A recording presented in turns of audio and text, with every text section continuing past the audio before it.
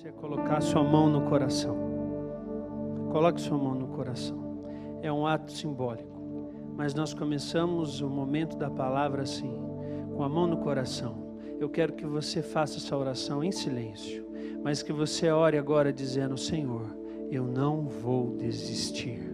Eu não vou desistir, não importam as circunstâncias. Com as mãos no seu coração, com a mão no seu coração, diga: Senhor, prepara o meu coração.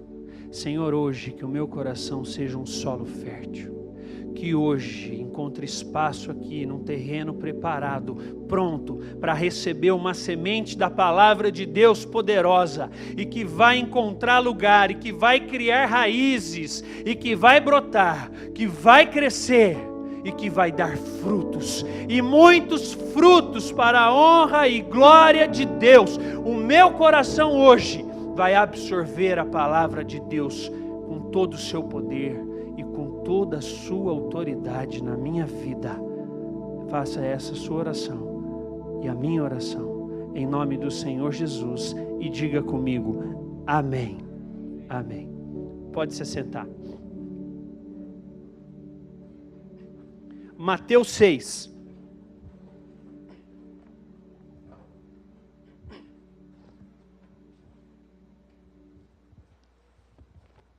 Você vai lá em Mateus 6, e nossa, pregação hard, saiu voando. O negócio tá, você viu que hoje está animado aqui, né? Mateus 6, e abre também lá, rapidão, em Tiago 1. Que aliás nós vamos começar lá em Tiago 1.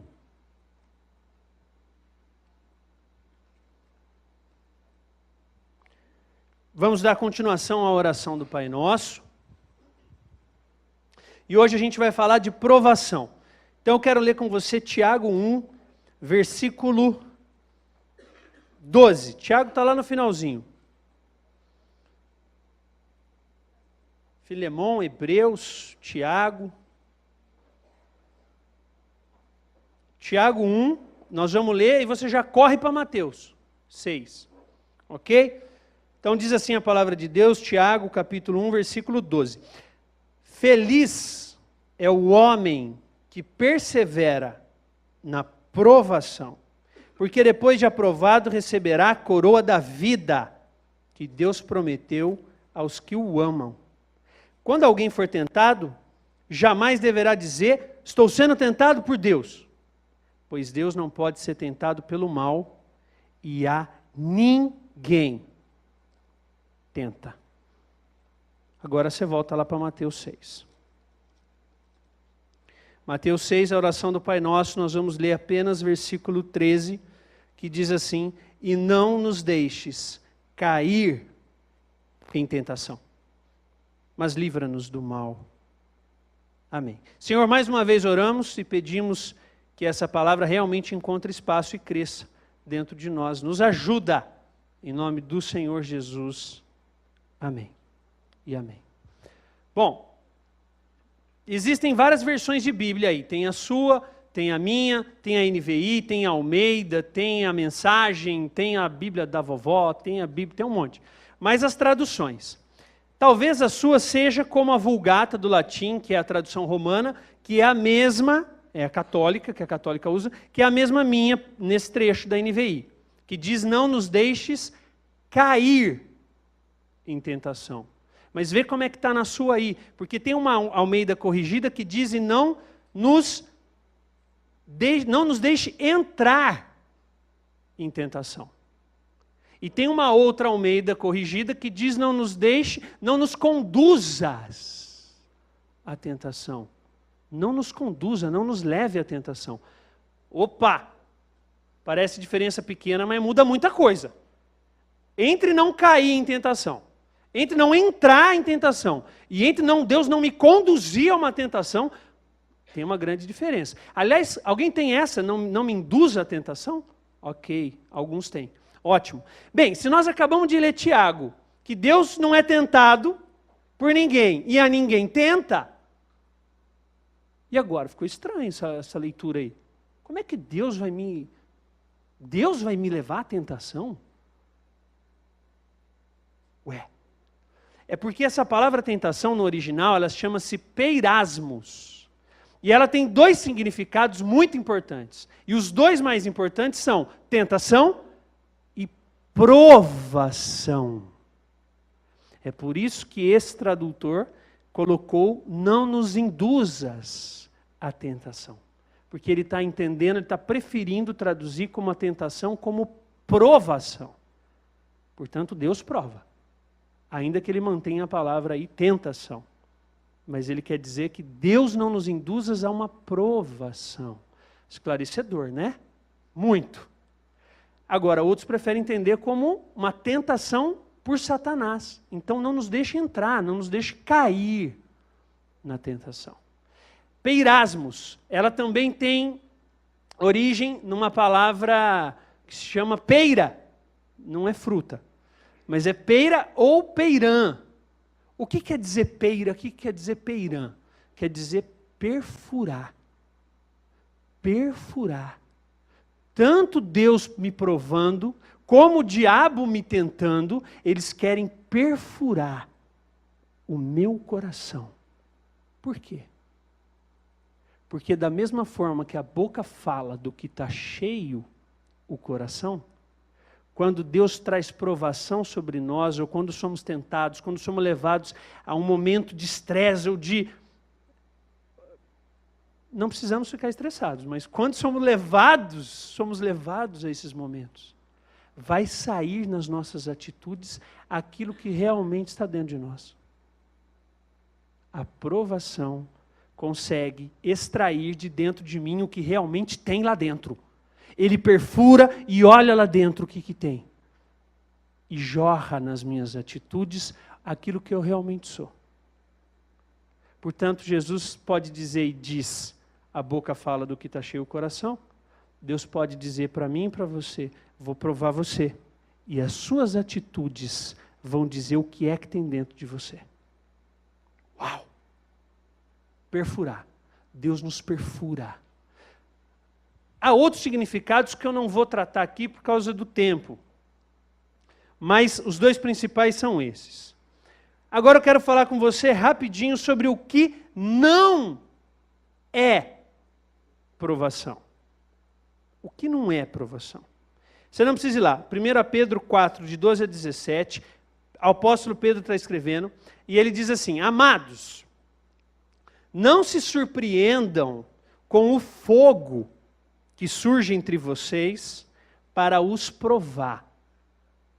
Então Deus coloca um fogo que nos prova. Mas não achem estranho isso. Como se algo estranho lhes estivesse acontecendo. Se vocês são insultados por causa do nome de Cristo, felizes são vocês, pois o Espírito da glória, o Espírito de Deus, repousa sobre vocês. Se algum de vocês sofre, que não seja como o assassino, porque o assassino está sofrendo, fala que está sendo provado, mas ele está pagando pelas coisas que ele fez. Está sofrendo? Que não seja como assassino, que não seja como ladrão, que não seja como um criminoso, ou como quem se intromete em negócios alheios. Contudo, se você sofre como cristão, não se envergonhe, mas glorifica a Deus por meio desse nome. Uau! Tem tanta coisa que a gente está passando na vida que eu estou falando que Deus está me provando. E falo que é a minha cruz. Essa é a minha cruz. Quem que é? Meu marido. Minha cruz. Para com isso. Minha cruz. O que é esse chefe? Minha cruz. Quando eu estou fazendo isso, na verdade, eu estou transferindo, que é o que o ser humano mais faz hoje em dia, é transferir culpa. Ele rapidinho tem que achar alguém. Então está pesado, é ele e a cruz. É minha cruz. Tem que botar em alguém. Agora, a gente esquece que Lucas, quando vai falar de Jesus, ele escreve assim, quem quiser seguir após mim, negue-se ao outro. Negue o outro.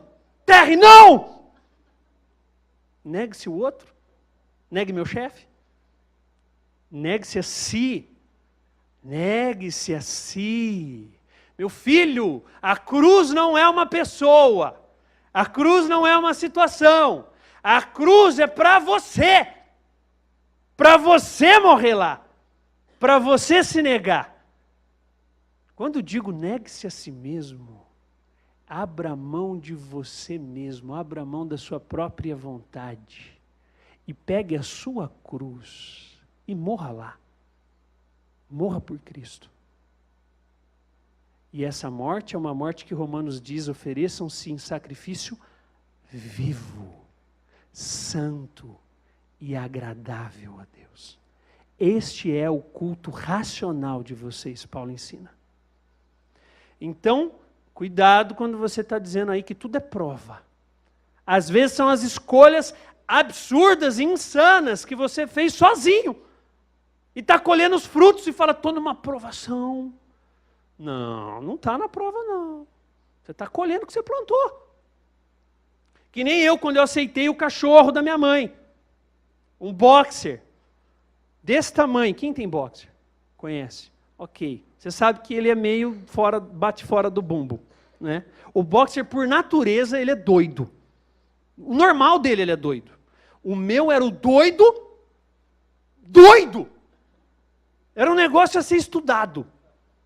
Minha mãe chegou, o cachorro com 2 anos, falou, ai filha, ai não dá e tal. Eu me compadeci, e ela não está aqui, agora posso falar? E, aliás, cadê ela? Bom, e aí, pegamos, eu e minha esposa, o cachorro. Veio com 2 anos. Até os 4, a gente passou uma provação.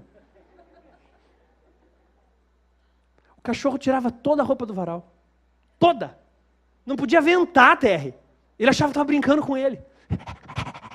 E ele chacoalha, né? O cachorro doido. Depois de 20 quilos de sabão em pó por semana, eu falei, não tem cabimento mais. O cachorro detona a casa inteira, não tem noção do tamanho, anda esbarrando em tudo. Se você tem uma ideia, ele enfiava a cabeça debaixo da máquina de lavar, achava que estava escondido. Fala, meu filho, isso é enorme. Nem a cabeça, quase que ele fica preso. Dos 2 aos 4 a gente teve fé. Não, ele vai melhorar, não é possível. Nos 4 anos eu falei, não dá. Levei no veterinário, falei, olha, ele não é normal. Mas por quê? Contei tudo, ele falou, não é mesmo? Falei, que legal, obrigado. E o que eu faço? Com quantos anos ele está? Falei, 2, pode ficar tranquilo. Essa raça aí, ó, a partir dos 2 anos, já começa a ter artrite, começa a ter artrose, não pula mais, e vai ficar mansinho. Eu falei, você está ouvindo, né, Dino? Recebe essa profecia na sua vida, cachorro. Você entendeu, né? Chegou nos 4 anos de idade, nada. Cachorro pulando cada vez mais, babando cada vez mais, destruindo cada vez mais. Não dava para passear com ele, eu queria. Na verdade, ele saía passeando com a gente. Mas não dava. Eu falei, o que eu vou fazer com esse cachorro? 4 anos, voltei no veterinário. Não. 2 aos 4. 2 aos 4, artrite e artrose. Aí dos 4 aos 6 foi isso. Aí voltei lá com 6. Falei, olha, não adiantou nada. Ele está com 6 anos já. Já era para ele estar com artrite, ele não está. Eu falei assim, bom, vamos castrar. Falei, castrar? Vai virar eunuco? Não, mas vai acalmar, é até melhor. Me convenceu que era melhor até para a saúde do cachorro. Falei, tá bom, então vamos castrar. Com 6 castramos. Dos 6 aos 8, ele viveu os melhores anos da vida dele. Eu não sei o que aconteceu. Parece que dobrou a pilha do cachorro. Ele acordou, ele já acordou, e o cara falou, olha, ele vai levar uns 3 dias, viu? Porque ele ficou bem sedado, para ele recuperar. Em 12 horas, eu tinha um louco. Pior. Eu falei, que é isso? Esse cachorro tá... E nós fomos assim, dos 6 aos 8. Ele, no gás que ele nunca teve. Com 8 anos, eu falei, não dá mais.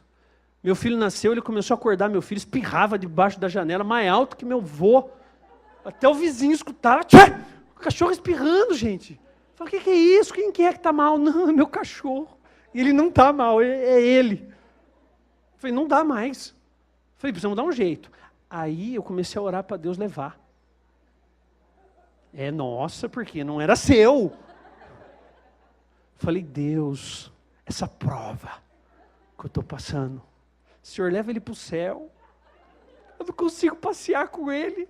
O céu é enorme. Ele vai poder afiar o dente dele nas ruas de ouro do céu. Tirar as roupas dos anjos balançando no... Deus vai ser lindo, leva, por favor. É melhor para ele, melhor para mim, melhor para todo mundo. Deus não ouviu as minhas orações, mas apareceu uma pessoa e nós conseguimos levar ele para um sítio. Glória a Deus! E ele viveu mais 2 anos nesse sítio, nadando no lago, solto, com outros cachorros, fez amizade. E ele morreu tem 3 semanas atrás. Pra você ter uma ideia. Mas morreu bem, feliz, solto. E a gente também estava feliz, livre, leve, solto. Era prova isso? Foi a minha escolha absurda, insana, e colhendo os resultados todos. Também não chame de prova os seus desejos, as suas cobiças, as coisas que você quer, que você olha. Como diria o poeta Mamonas Assassinas. Atenção, Kreuzelbeck! Como é que era lá? O toque de 4 já vai! Olha a música do cara. Eu queria um apartamento no Guarujá. Mas o melhor que eu consegui foi um barraco em Itaquá. Você não sabe como parte o coração. Ver seu filhinho chorando, querendo ter um avião. Você não sabe como é frustrante. Ver sua filhinha chorando por um colar de diamantes. Você não sabe como eu fico chateado. Ver meu cachorro babando por um carro importado. Money. Que é good, nós não have. Se nós revasse, nós não estava aqui playando. O que nós precisa é ahorcar. Não é um poeta. Não, ele merece um aplauso. Todos eles, vai, aplaudo, Mamonas Assassinas, em memória. Não convenceu. Não preciso nem dizer que eu não era, né, cristão. Mas está na cabeça, o negócio fica. Gruda que nem chiclete. Isso é prova agora? Eu desejando as coisas e... estou numa prova. Para com isso. Ok. Eu quero trazer para você uma definição do que é provação. Eu vou te dar a primeira do dicionário. É uma dificuldade, uma situação aflitiva ou um sofrimento muito grande que põe à prova a força moral, a fé religiosa e as convicções de um indivíduo. Isso é provação, segundo o dicionário. Agora eu vou dizer a minha definição de provação. Claro que foi Deus que colocou no meu coração. Mas se eu fosse você, eu anotava, porque é uma definição no mínimo interessante. Provação é eu comer da minha própria comida. Provar a minha própria comida. Minha esposa descobriu um bolo de... O que era? Acho que milho. Bolo de milho. Aí fizemos uma vez, ficou excepcional. O melhor bolo que eu já comi. Dessa categoria. Não estou falando dos bolos comprados. Não, dessa categoria, caseirinho de casa, coisinha e tal. O melhor bolo que eu já comi. Sem brincadeira. Te passo receita depois, porque é fantástico. Fizemos uma vez, recebemos um casal em casa, maravilhoso e tal. Recebemos outro casal em casa, vocês comeram? Não? Não foi vocês? Ok. Recebemos um outro casal, comemos bolo. Não, porque senão eu não ia falar, porque você ia lembrar se tivesse comido. Comemos bolo a segunda vez com outro casal, fora de série. Aí pronto. Aí o terceiro casal foi em casa, e nós gastamos metade da noite falando bem do bolo. Nossa, esse bolo é sobrenatural. Isso aqui não é desse mundo, cara. Minha esposa, não, porque é muito fácil. Você joga tudo no liquidificador, tá pronto, põe na forma, vai no... O negócio é rápido, é prático, é gostoso, e não é demais. E eles, tal, então come mais e tal.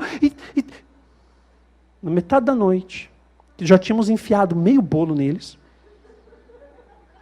Eu resolvi provar. Deixa eu ver como é que tá. Quase passei mal. Falei, que é isso? Alguma coisa aqui deu muito errada. Falei, minha esposa, você está bem? Eu falei, come. Nossa, gente! Passamos o resto da noite agora pedindo desculpa. Olha que fantástica noite! Provação! Sou eu provar da minha própria comida. Quando fura o meu coração, o que é que sai de dentro de mim? Quando eu passo pela prova, quando eu passo pelas aflições, o que é que sai de dentro de mim? Passa o dedo e experimenta. A provação, a maior característica dela é me trazer autoconhecimento. Provação serve para saber quem eu realmente sou. É dar uma olhada no espelho bem fundo. Isso é provação. Qual é a proposta da provação? São 3. A primeira delas serve para mostrar quem eu sou. A segunda para mostrar do que eu sou capaz em Cristo Jesus. E a terceira para mostrar quem Deus é. Quem eu sou. Eu quero, abre comigo aí lá em Mateus 13.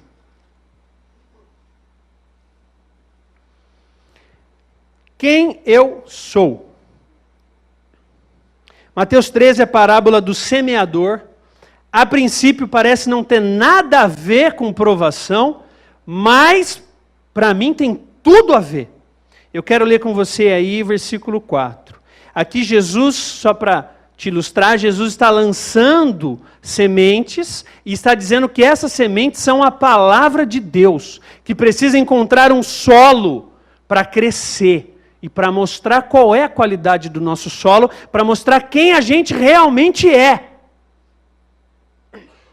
Versículo 4. Enquanto lançava a semente, parte dela caiu à beira do caminho, e as aves vieram e a comeram. Parte dela caiu em terreno pedregoso, onde não havia muita terra, e logo brotou, porque a terra não era profunda. Mas quando saiu o sol, as plantas se queimaram e secaram, porque não tinham raiz. Outra parte caiu entre espinhos, que cresceram e sufocaram as plantas. Outra ainda caiu em boa terra, deu boa colheita, a 100, 60 e 30 por 1. Aquele que tem ouvidos para ouvir, ouça. Primeiro tipo de solo no meu coração, que mostra o que é que está dentro de mim, que é perfurado e que sai, e que mostra a verdade a meu respeito. O solo que ele trata é a beira do caminho. Que solo é este à beira do caminho? É o solo que foi pisado, foi pisado, foi pisado, foi pisado, foi pisado, foi pisado, foi pisado, pisado, e ficou duro. São trilhas através das plantações. E de tanto pisado ele fica duro. E quando cai a semente nele, não encontra espaço, ela cai e fica para fora. Ela não entra na terra, ela fica do lado de fora. E é por isso que as aves dos céus vêm e levam. Por isso que o diabo vem e leva a palavra embora. Porque o meu coração está duro. Duro como uma pedra. Jesus diz que esses ouvem a palavra. Tem a explicação mais para frente aí, depois você lê. Eles ouvem a palavra, mas eles não entendem. E não pense que não entendem é alguém que tem dificuldade de interpretação de texto. Não é que não entendem porque eles têm problemas de hoje, eles têm dislexia, eles têm um atraso mental, eles têm... Não. Por vezes eles entendem. Com a razão, eles entendem. Eles entendem o significado da palavra de Deus, entendem o que a palavra está dizendo, mas não conseguem fazer com que a palavra que tem significado venha a ter significado na sua vida e na sua existência. Eu entendo com a razão, mas eu não entendo com o coração. Este é um solo duro. E não pense você que são todos que estão fora da igreja. Muitos podem estar, mas eu vou dizer que muitos estão dentro da igreja.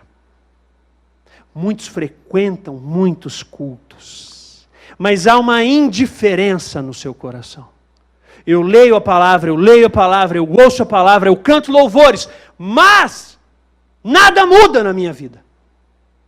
Nada muda. Do jeito que ela entra, ela sai. Ela não produz nenhuma mudança na minha vida. Eu sou apenas um telespectador da palavra de Deus. Eu sou um crente denominacional. Quanto tempo você está? 30 anos, 20 anos, 15 anos. Uau! E ainda age dessa forma? O solo do nosso coração, levado a uma provação, ele mostra se eu sou um solo duro. Ele fala de um outro solo, um solo pedregoso. Solo pedregoso é onde tem mais pedra do que terra. Ele tem uma fina camada de terra. Então, quando a semente cai, ela não vai lá no fundo, onde ela encontra os nutrientes, onde ela encontra o que ela precisa para ela crescer. O solo, quando é fundo, a palavra vai lá dentro do coração. E ela demora mais tempo para aparecer, porque ela tem um espaço a percorrer, até que aparece que ela brotou. Quando o solo do meu coração é raso, quando não tem profundidade para a palavra de Deus, ela logo brota. Foi o que o texto disse. Logo brota. E aí Jesus explica dizendo que são as pessoas que logo recebem a palavra e a recebem com alegria. São aqueles que recebem, são alegres, são emotivos, choram todos os cultos se convertem, todos os cultos aceitam Cristo de novo, todos os cultos se arrependem, todos os cultos eles são movidos. E eles saem convertidos, eles ouvem a palavra, eles entendem a palavra, eles começam a praticar a palavra, mas eles não conseguem permanecer na palavra. Eles pregam para o porteiro, eles pregam nas casas, eles saem com fogo de palha. Porque diz o texto que é assim que sai o sol. E diz que esse sol é o sol das provações, sol das tribulações, sol dos problemas. Diz que a folha que cresceu, aquilo que estava queima, as folhas queimam, secam e morrem. Esse é um segundo tipo de solo. Ele fala de um terceiro tipo de solo. Esse é o mais perigoso, na minha opinião. Porque ele é um solo profundo, ele é um solo bom, a semente cai, ela cria raiz, porque o primeiro solo, ele nem cria raiz, a ave leva embora. Se ele não cria raiz, muito menos ele produz algum fruto. O segundo solo, ele começa a produzir raiz, mas na hora das provações, ele morre. Ele também não produz nenhum fruto. Agora, este solo, esse terceiro solo, ele é plantado numa terra muito boa, cultivada, preparada. É um coração pronto para a palavra de Deus, disposto a andar na palavra de Deus. Mas tem um pequeno problema. É plantado ao redor alguns espinhos, vários espinhos. E a princípio, quando eu olho, me parece não fazer nenhum mal. Mas à medida que a palavra de Deus vai crescendo, vai germinando, vai brotando, os espinhos também ao redor vão crescendo e vão crescendo. Ele tem raiz, ele tem profundidade. Na minha opinião, esses são pessoas que tiveram uma experiência com Deus duradoura, experimentaram do Espírito Santo, experimentaram de uma conversão, experimentaram da boa mão de Deus, tem uma caminhada com Ele, não são marinheiros de primeira viagem, estão há algum tempo na jornada da fé, mas não percebem que tem espinhos crescendo junto, e esses espinhos começam a sufocar a planta.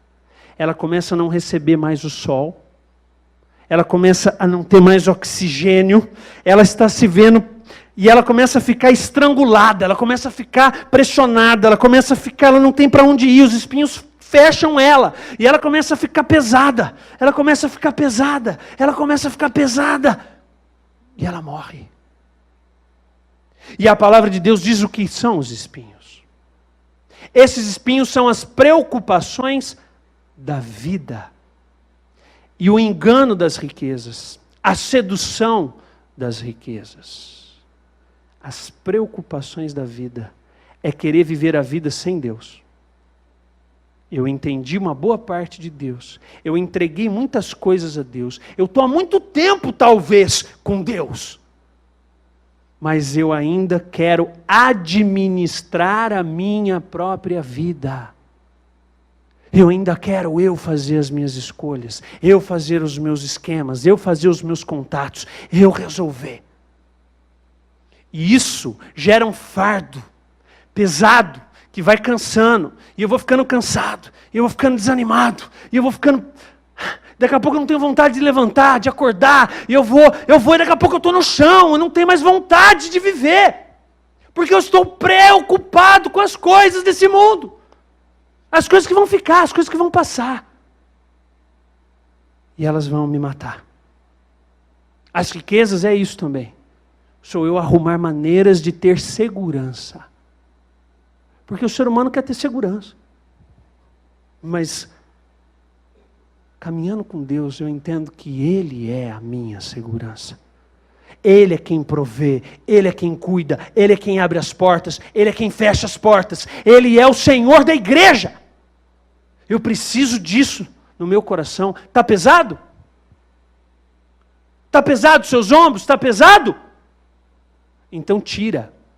Por quê? Não é seu esse fardo.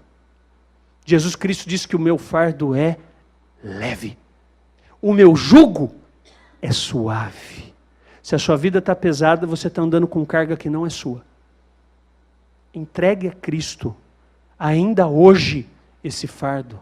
E deixe Ele guiar a sua vida, em nome de Jesus. Amém?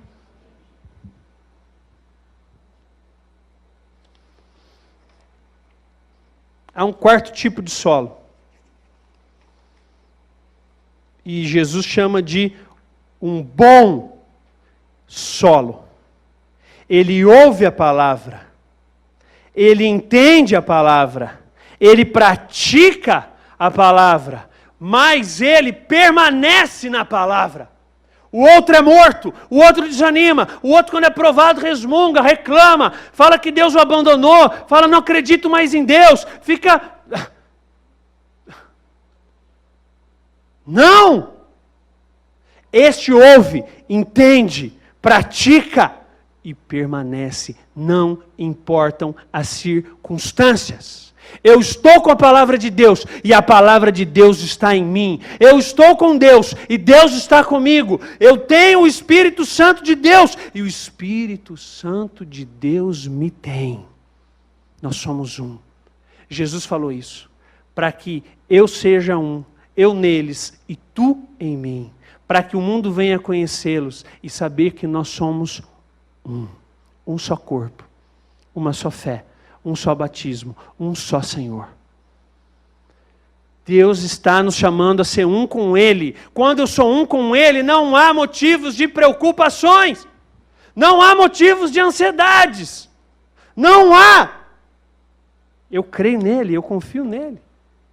E quando eles batem a minha porta, porque batem, eu os entrego a Deus. E eles não ficam aqui. Opa, isso é teu, Senhor. O Senhor vai cuidar. E tem cuidado da minha vida. E tem cuidado da sua vida. Amém? Um bom solo dá uma colheita de 100, de 60 e de 30 por 1. 100% de uma semente da palavra de Deus plantada no meu coração. Perceba que uns dão 100% de todo o potencial que a palavra de Deus tem. Outros dão 30%. Outros dão 60%. Nós não estamos para competir. Quem dá mais fruto, quem cresce mais, quem abençoa mais. Não. Cada um tem as suas próprias limitações. Mas no devido tempo, o projeto de Deus para cada um de nós é que todo mundo aqui, todo ser humano dê 100% do que a semente da palavra de Deus pode produzir em mim. 100%. tudo. Não são alguns frutinhos esporádicos que eu dou, pessoas que eu falo do Evangelho. Não. E não são coisas nem que dão para quantificar. Não dá. Se eu tentar, eu caio num erro perigosíssimo. Ganhamos 300 pessoas para Cristo. Aleluia! Qual foi o discurso? O que é que convenceu esse povo? Foi pegar a sua cruz, negar a si mesmo e morrer? Eles entenderam isso?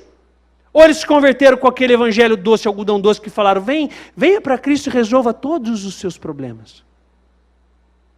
Porque se converteram com esse evangelho e não entenderam nada. E a conversão não valeu de nada.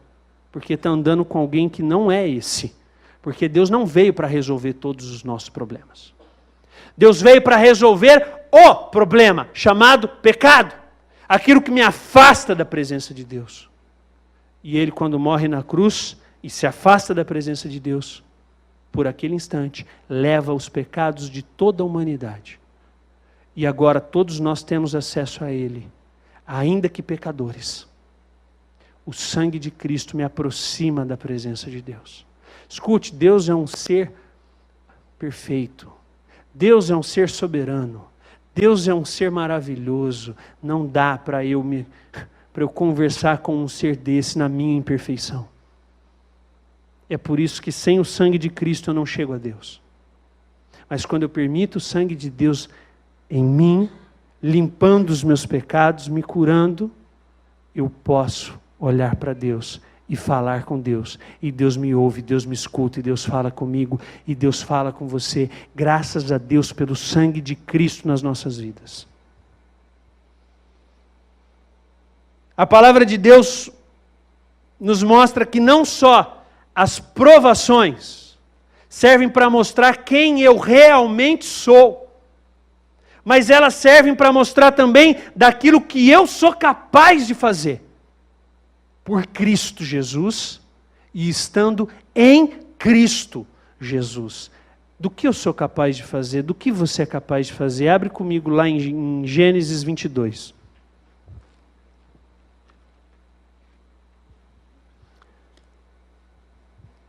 Gênesis 22. Deus prova Abraão. Passado algum tempo, Deus pôs Abraão à prova, dizendo-lhe, Abraão, e ele respondeu, eis-me aqui. Então disse Deus, tome o seu filho, o seu único filho, Isaque, a quem você ama, e vá para a região de Moriá, sacrifique-o ali como holocausto, num dos montes que lhe indicarei. Está preparado para ser provado? Ele não pediu carro, não pediu casa, não pediu dinheiro, pediu o único filho que ele tinha. Ele tinha outro, mas o outro era filho da escrava. Esse era o filho da promessa. O filho que Deus mesmo disse para trás, que a partir dele abençoaria todas as nações do mundo. A partir dele, Abraão seria lembrado por toda a eternidade. E agora Deus está pedindo que ele o sacrifique. O filho que vai completar toda uma obra. Eu e você talvez já começássemos a questionar Deus. Deus, o Senhor está sendo incoerente. O Senhor falou que esse meu filho ia abençoar, e as gerações iam criar uma descendência, ele ia ser incontável, diz o texto, incontáveis como as estrelas do céu. O Senhor não está sendo coerente, está me pedindo para sacrificar agora. Eu não estou entendendo. O Senhor está falando comigo mesmo? Acho que eu estou louco, acho que esse negócio não é para mim, acho que... Mas Abraão não faz isso. Depois você lê o resto do texto, ele pega Isaque e fala, nós vamos. São 3 dias de caminhada. Bota a lenha nos ombros do Isaque. E vai ele com a brasa e vai ele com a faca. E enquanto eles estão subindo um monte, o menino pergunta, pai, eu estou com uma lenha aqui nas minhas costas. O senhor está com a brasa e com a faca. Onde está o cordeiro? E Abraão diz, o cordeiro Deus proverá. Porque o mesmo que nos prova, é o mesmo que traz provisão. Mas ele sobe num ato de fé, e ele chega com o menino, ele amarra o menino na lenha, e a hora que ele vai, colocou a faca em cima, Jesus Cristo aparece lá, uma teofania, e Jesus diz: ei, não precisa. Você já mostrou que é obediente. Você já mostrou que estaria a ponto de sacrificar o seu próprio filho. Não precisa. Tem um cordeiro ali. E ele levanta os olhos e tem um cordeiro preso no meio do mato. E ele pega o cordeiro, sacrifica o cordeiro a Deus e volta para casa com o seu filho, Isaque. Quando você lê Hebreus 11, que não sabemos quem escreveu, muito provavelmente o apóstolo Paulo, ele diz no capítulo 11 que Abraão creu que Deus, o mesmo Deus que estava o provando, que estava pedindo o seu único filho, era tão poderoso que ele poderia ressuscitar o seu filho dos mortos. Olha a fé de Abraão! Uau! Eu posso matá-lo. Deus é poderoso, tem poder sobre a vida e sobre a morte.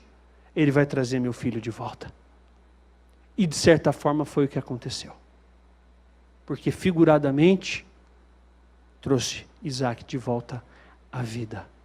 Essa atitude de Abraão simplesmente fez dele o pai da fé.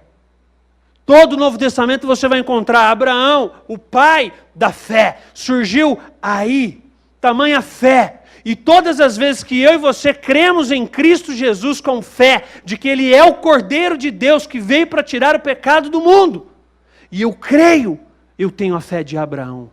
E é por isso que Deus diz que somos filhos de Abraão. Se você crê no Cordeiro de Deus, você pode dizer: eu sou filho de Abraão, eu tenho a fé que Abraão teve.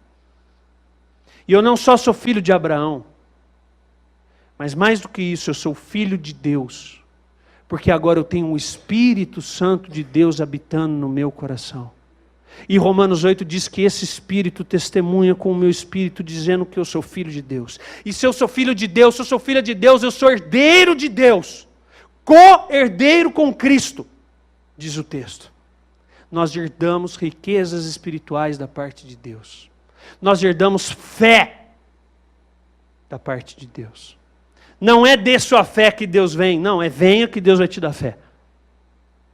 Quem te ensina a ter fé é o próprio Deus. Deus conhece tudo. Ele diz a palavra que Ele conhece juntas e medulas. Mateus 6, antes do Pai Nosso, diz: olha, Deus conhece as suas palavras antes que elas venham à sua boca. Deus conhece o presente, Deus conhece o passado, Deus conhece o futuro. Deus já sabia que Abraão ia ser capaz de sacrificar o seu próprio filho. Portanto, Deus não fez isso para provar Abraão. Deus já sabia quem Abraão era. Talvez Abraão não sabia quem ele era. E não sabia do que ele era capaz de fazer pelo nome de Cristo, em nome de Deus, e por Deus, e com Deus. Mas depois desse dia, Abraão abençoou todas as nações, todos os povos, e ele é lembrado em todo o Novo Testamento como o pai da fé. Do que é que você é capaz em Cristo Jesus? A prova, as provas de Deus, as dificuldades de Deus, o sol que queima e que arde. Deus usa muitas vezes que é para tirar de dentro de nós, não só o que é ruim, não só para mostrar o tipo de solo, mas para tirar aquilo que é bom. Aquilo que em Cristo Jesus eu tinha dentro de mim e nem sabia. Eu nem sabia que eu tinha riquezas tamanhas em Cristo dentro de mim. Eu não sabia do que eu era capaz de fazer por Cristo. Eu não sabia até onde eu podia ir. Mas hoje eu vejo que por Cristo Jesus eu sou capaz de tudo. Absolutamente tudo. E eu quero ler com você Filipenses 4.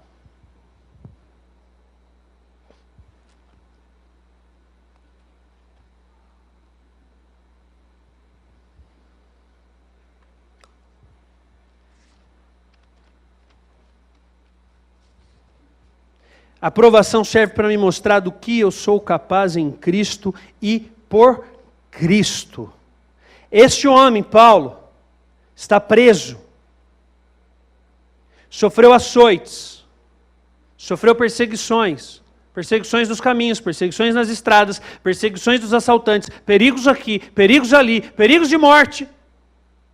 E este homem, agora preso, algemado, escreve a carta que nós chamamos da carta da alegria.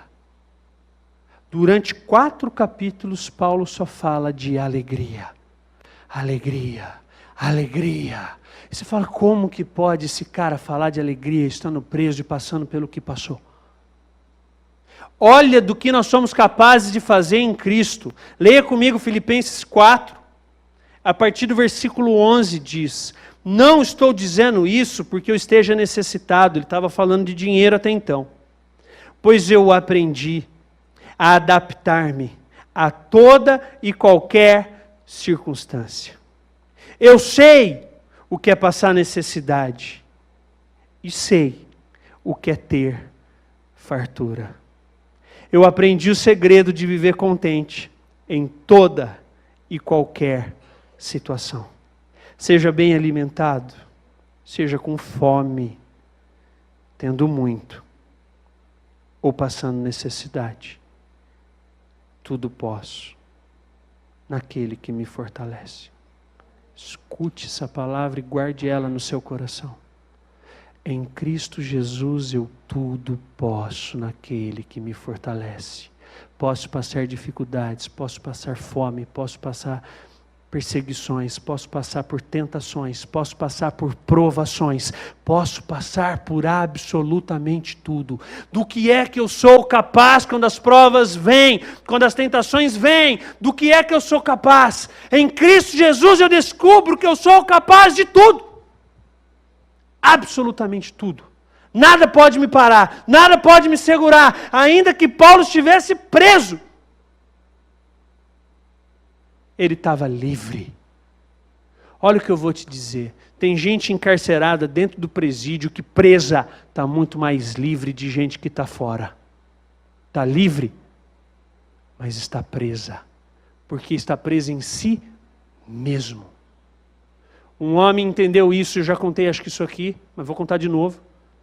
Entendeu isso dentro do presídio, se converteu. E estava chegando o dia dele ser solto. O pastor, ele chamou o pastor para ir numa salinha, tinha um histórico de simplesmente serial killer. Enorme. Chegou para ele, tinha uma salinha dentro da igreja, dentro do presídio. Falou, pastor, queria trocar uma ideia com você. Ele, e a sala não tinha vidro, né? Era ele, um serial killer e uma salinha pequena. Ele, não, mas vamos chamar o Zezinho, irmãozinho, vem cá. Vamos fazer assim aqui. Não, pastor, só eu e o senhor. Então, mas pode falar, fala aqui, não tem, não. Aqui não tem segredo, entendeu? Estamos juntos, não tem segredo nenhum. Foi falar com o outro que ajudava lá dentro, não, pastor, ele já me falou que só vai falar se for você e ele só. Jesus Cristo, tem compaixão. E entrou. Ele e o serial killer de 2 metros de altura dentro da salinha. Um por um. Fechou a porta. Senta, pastor. Fala, meu filho, o que foi? Pastor, é o seguinte. Eu estou para ser solto daqui a um tempo, daqui a uns meses. Eu não quero dar detalhes da história, porque eu não lembro detalhes. Mas estou para ser solto. Falou, e qual que é o problema? O problema é que eu não fiz só o que sabem. Eu fiz tantas outras coisas que não descobriram. Falou, e agora? Falei, agora que eu não consigo me imaginar saindo daqui. Porque eu entendi que o Evangelho me libertou de todo o pecado. Eu entendi que em Cristo Jesus eu sou livre. Mas se eu sair por esse presídio, eu vou estar vivendo uma mentira. Porque eu cometi muito mais do que isso. O certo é eu ficar aqui e pagar a dívida que eu devo. O que o senhor acha? Uau! Esse cara entendeu o Evangelho. Esse cara entendeu o Evangelho. E ele confessou todos os seus pecados e ele ficou preso. Não me pergunte detalhes, não sei por quanto tempo, não sei mas ele ficou preso por um bom tempo. Esse cara, preso, estava livre. Ele fez isso e havia sorriso no seu rosto. Havia alegria, havia paz, havia felicidade dentro das grades de um presídio. Esse cara vivia livre como nunca tinha vivido antes. Mas muitos de nós estamos livres das prisões, mas estamos aprisionados em nós mesmos, aprisionados no nosso próprio pecado, aprisionados na nossa própria vida, aprisionados nas nossas próprias preocupações, aprisionados nas coisas que não me deixam viver leve, feliz, alegre e pleno na presença de Deus. Uau! Essa é uma conversão que muda a nossa vida. A aprovação serve para mostrar quem eu realmente sou, extrair de mim, perfurar em mim e ver qual é o solo que está dentro do meu coração. Ela serve para ver até onde eu sou capaz, até onde eu posso ir, o que eu posso viver. E nós já vimos o que podemos fazer em Cristo. Tudo! Confessar até os pecados que vão nos levar para uma prisão. Em Cristo nós somos capazes de tudo e de estar bem. Mas a aprovação não serve só para isso. A aprovação também me mostra quem Deus é. Quem Deus é? Deus é um Deus que ama. Na aprovação, nas dificuldades da vida, eu descubro que Deus é um Deus que ama. Talvez você já ouviu essa história. Max Lucado escreve no livro dele sobre Martinho Lutero, quando ele estava traduzindo a Bíblia para o alemão, e uma filha de tipógrafo, acho que é o nome, na fábrica, encontra um pedaço das Escrituras, mas não estava preenchido completo ainda o versículo. E ela encontrou um versículo que dizia: porque Deus tanto amou o mundo, que deu. Parava aí, que deu. E essa moça que tinha medo de Deus, que não conhecia Deus, não conhecia Cristo, essa palavra, Deus tanto amou o mundo que deu, falou o seu coração. E ela se alegrou, e ela se alegrou, e ela abraçou essa palavra com todas as suas forças. E ela ali naquele momento se converteu, através de meio versículo da palavra de Deus. Ela enfiou esse papel no bolso, e ela foi para casa, e ela estava irradiante, ela estava mudada, ela estava transformada. E a sua mãe pergunta: filho, o que é que você tem, que você está com essa alegria? E ela tira o texto do bolso e entrega para a mãe.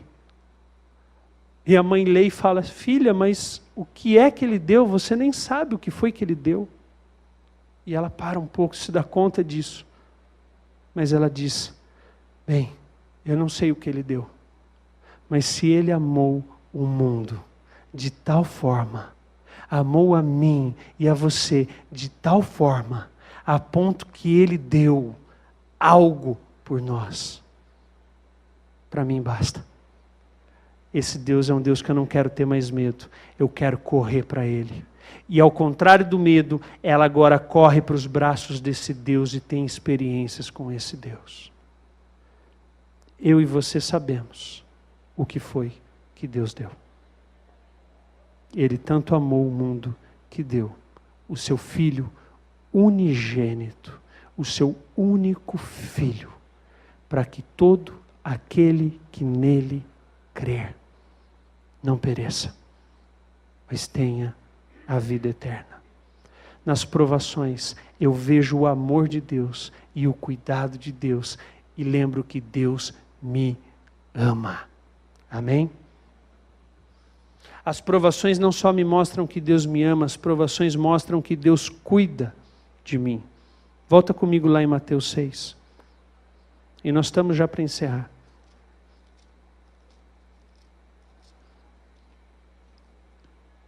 Eu quero ler com você o versículo 25 de Mateus 6. E ele diz assim: as preocupações da vida. Portanto, eu lhes digo, não se preocupem com a sua própria vida, quanto ao que comer ou beber, nem com o seu próprio corpo, quanto ao que vestir. Não é a vida mais importante que a comida? E o corpo mais importante que a roupa? Mateus 6, 26. Observem as aves do céu, não semeiam, nem colhem, nem armazenam em celeiros. Contudo, o Pai Celestial as alimenta. Não tem vocês muito mais valor do que elas? Quem de vocês, por mais que se preocupe, pode acrescentar 1 hora que seja a sua vida? 31. Portanto, não se preocupem dizendo o que vamos comer, ou o que vamos beber, ou o que vamos vestir, pois os pagãos é que correm atrás dessas coisas. Mas o Pai Celestial sabe que vocês precisam delas. E ele conclui com 33. Busquem, pois, em primeiro lugar o reino de Deus. Busquem em primeiro lugar o reino de Deus, a sua justiça, e todas essas coisas lhe serão acrescentadas. Uau, Deus nos ensina que Ele cuida de nós. Nas provações eu experimento do cuidado maravilhoso de Deus, que excede o meu entendimento, excede a minha compreensão, excede a lógica. E eu consigo sentir esse abraço de Deus. Nas provas eu descubro que Deus é fiel. 1 Coríntios 1:9, fiel é Deus, o qual os chamou à comunhão com seu Filho, Jesus Cristo, nosso Senhor. O dicionário vai dizer que fiel é aquele que cumpre aquilo a que se obriga, que é leal, que é honrado, que é íntegro, que não muda, que é firme, que é constante, que é perseverante. Dizer que Deus é fiel é dizer que Deus é leal. E dizer que Deus não muda, e que não se engana, e que não mente, e que não é filho do homem para que minta, não é homem para que minta, nem filho do homem para que se arrependa. Deus é fiel. E em cada provação eu experimento o quanto Ele é fiel. Mas a última coisa, Deus é santo. E eu quero que você se levante. Nós vamos encerrar com isso. Sabendo que Deus é um Deus que é santo.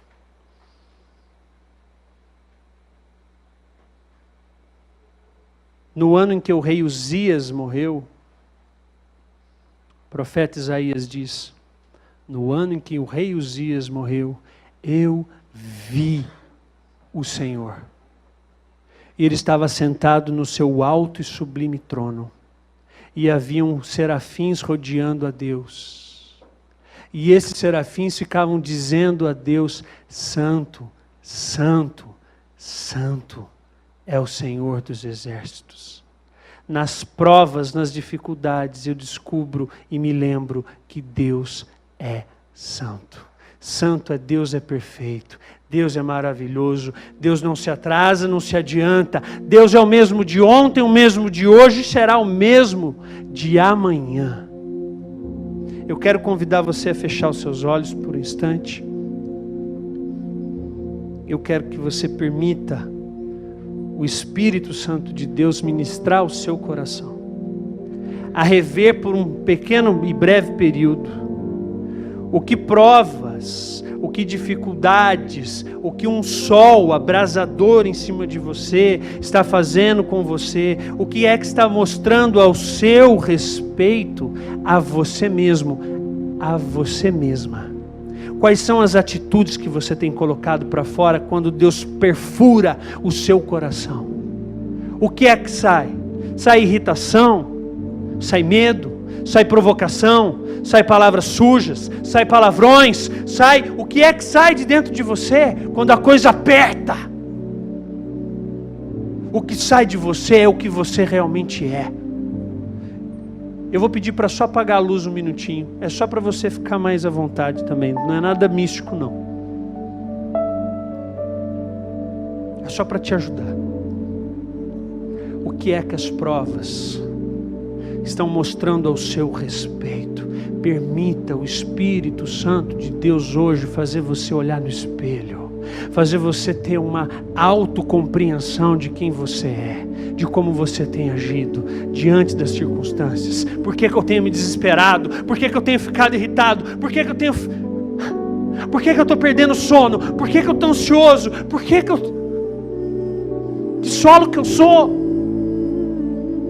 Que solo que eu sou. Eu sou um solo à beira do caminho que a palavra veio e logo Satanás veio e levou embora. Eu sou um solo pedregoso. Eu me animei com a palavra. Eu me entreguei à palavra. Eu falei da palavra. Mas assim que as tentações e provações e situações vieram, eu desanimei. E eu desisti. E eu talvez coloquei a culpa em Deus. E eu talvez estou bravo e magoado com Deus, porque Ele não atendeu as minhas expectativas. Porque eu estava tão animado. Eu estava tão animado em Deus, com Ele ser soberano, com Ele poder fazer tudo. Mas eu achava que Ele tinha que fazer do meu jeito. Mas conforme eu fui caminhando com Cristo, eu fui vendo que Ele não fazia tudo do jeito que eu queria. E talvez eu passei a ser um murmurador. Passei a ser alguém que reclama de Deus. Qual é o solo do seu coração? Talvez hoje o seu coração é muito mais profundo do que isso. Talvez a palavra de Deus já encontrou espaço, foi plantada lá dentro do seu coração. Você já tem experiências e provas suficientes de quem Deus é e do que Ele pode fazer. Mas você não se deu conta que cresciam ao seu lado espinhos. Espinhos que começaram a sufocar você. Espinhos que começaram a tirar a sua paz. As preocupações da vida. O engano das riquezas fáceis. A sedução desse mundo. O buscar ser aquele que administra a sua própria vida. Se você é esse hoje, eu quero convidar você a arrancar os espinhos do seu coração hoje.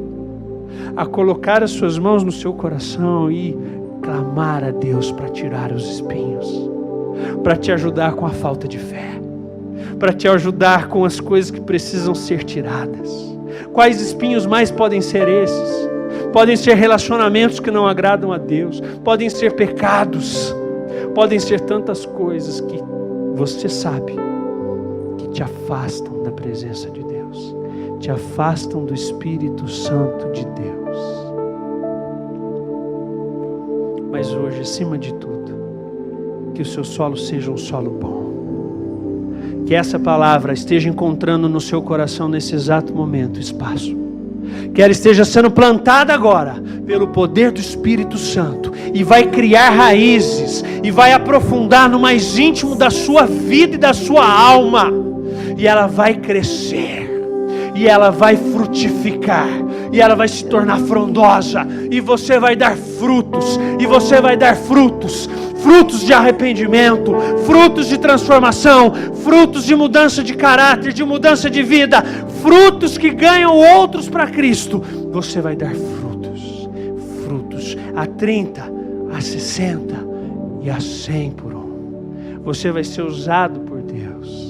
Você vai cumprir o propósito de Deus para a sua vida.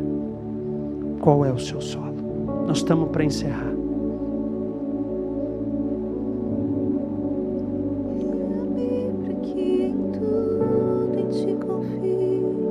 Deus coloca no meu coração Moisés chegando, eu não sei quantos conhecem esse texto. Moisés está chegando a uma sarça ardente, aonde representa a presença de Deus. E é um lugar onde a sarça se queima e não se apaga, e não se queima, mas está queimando. E Moisés acha aquilo curioso e chega até aquela sarça, até aquele evento miraculoso. E então Deus fala com ele: Moisés, Moisés, tira as sandálias dos pés. O lugar onde você está é terra santa. E Moisés tira as sandálias dos pés, porque a terra onde Deus habita é terra santa, é terra poderosa, é terra que transforma tudo nas nossas vidas. Hoje, que o solo do seu coração venha se tornar uma terra santa, aonde o Espírito Santo de Deus te toca de tal maneira e com tal profundidade que começa a tirar as raízes, começa a tirar as impurezas, começa a tirar os pecados, começa a tirar o medo, começa a tirar e vai fazendo de você um solo santo, um solo sagrado, um lugar onde a presença de Deus invade você e aonde você se torna um só com Deus, um só na fé, um só no Espírito Santo. Você compreende verdades espirituais, você se torna uma pessoa espiritual, você olha com outros olhos para esse mundo, para essa vida. Faça o seu coração hoje ser um solo santo, um solo sagrado.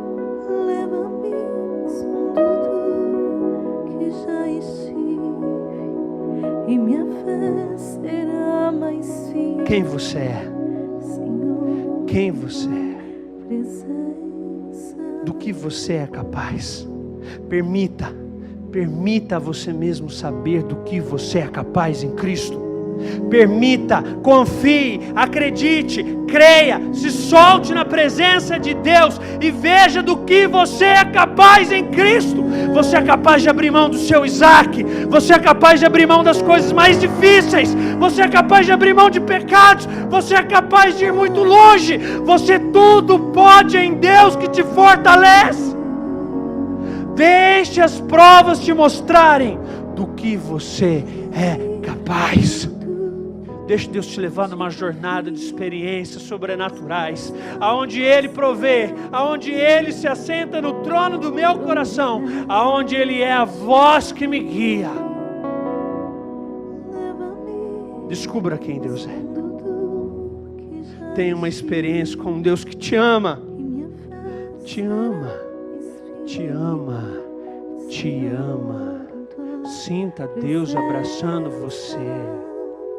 Sinta isso.